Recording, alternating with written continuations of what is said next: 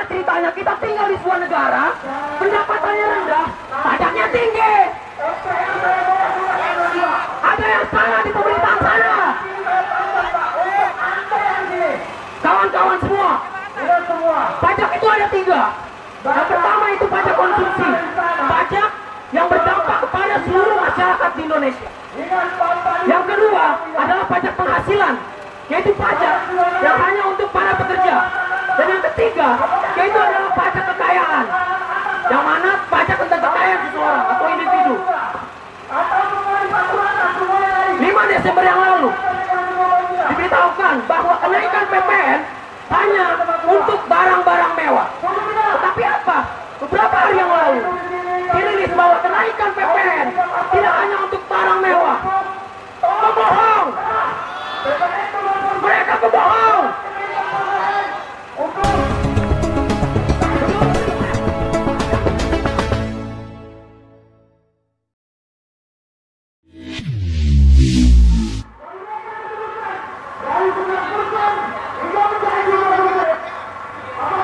Oke, kita bersama-sama.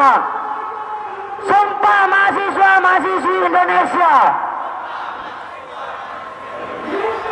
Kami mahasiswa-mahasiswi Indonesia bersumpah bertanah air satu, tanah air tanpa penindasan. Kami mahasiswa-mahasiswi Indonesia bersumpah berbangsa satu, bangsa yang gandrung akan keadilan. Kami mahasiswa-mahasiswi Indonesia bersumpah berbahasa satu, berbahasa tanpa kebohongan. Jikalau ada 1000 orang yang membela kebenaran, maka aku salah satu di antaranya. Dan jikalau ada 100 orang yang membela kebenaran, maka aku salah satu di antaranya. Dan jikalau ada 10 orang yang membela kebenaran, maka aku salah satu di antaranya. Dan jikalau ada satu orang yang membela kebenaran, maka aku salah satu di antaranya. Hidup mahasiswa, hidup rakyat Indonesia, hidup perempuan Indonesia. Oke kawan-kawan, selanjutnya kita mendengarkan orasi dari kawan kita dari Nurul Fikri. Kepadanya kami persilakan. Inilah kawanku, inilah datang kemari untuk orasi.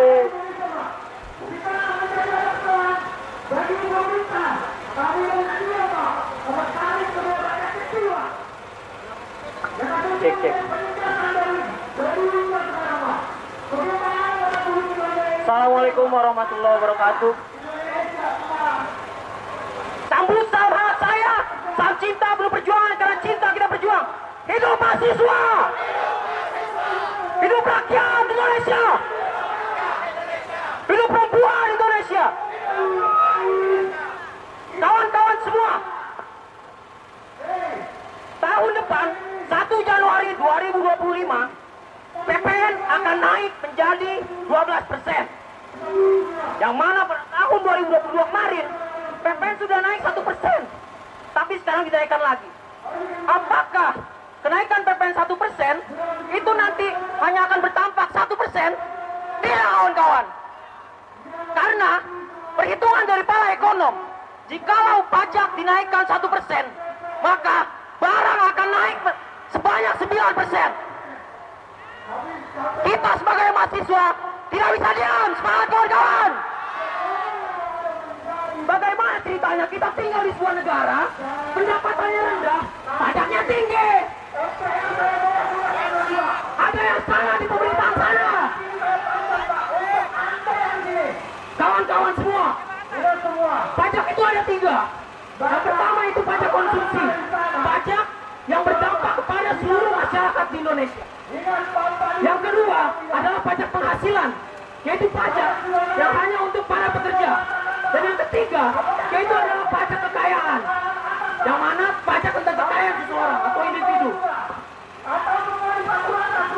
5 Desember yang lalu diberitahukan bahwa kenaikan PPN hanya untuk barang-barang mewah. Tetapi apa? Beberapa hari yang lalu dirilis bahwa kenaikan PPN tidak hanya untuk barang mewah. Pembohong! Mereka pembohong! Menurut riset yang dilakukan oleh Celios, mereka mengatakan bahwa kenaikan kenaikan PPN akan menyebabkan inflasi di tahun 2025 sebanyak 4,41%.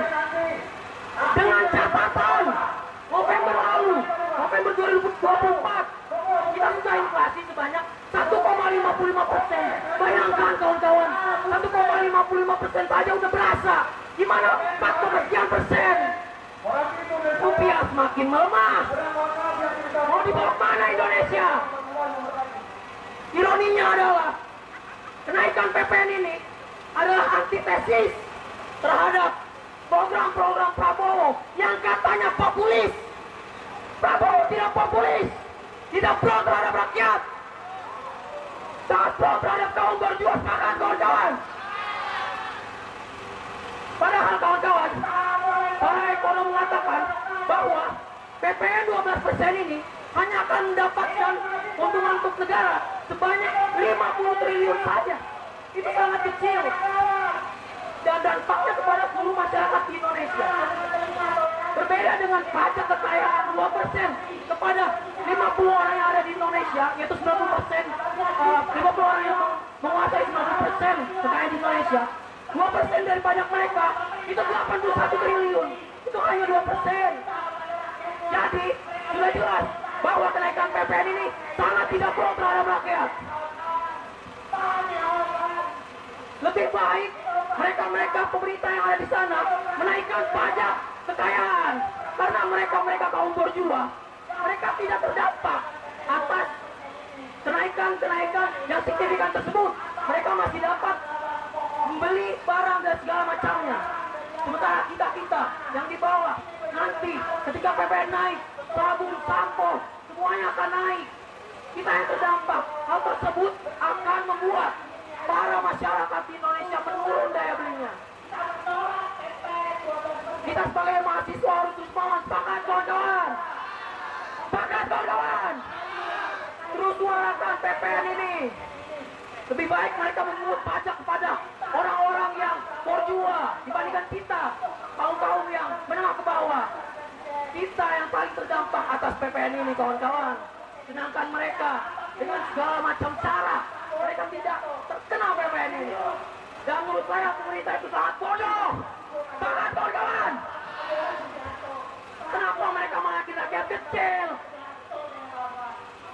Seharusnya mereka yang memiliki kekayaan lebih itu yang dieksploitasi.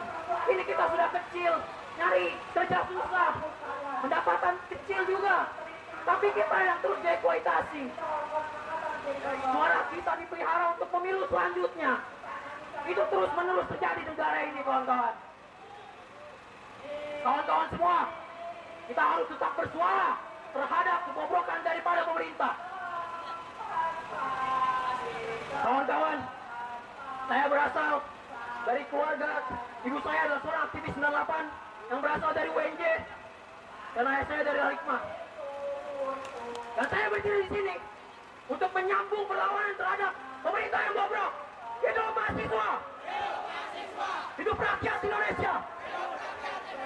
Hidup perempuan Indonesia! Sebelum saya tutup, mari kita bernyanyi bersama kawan-kawan.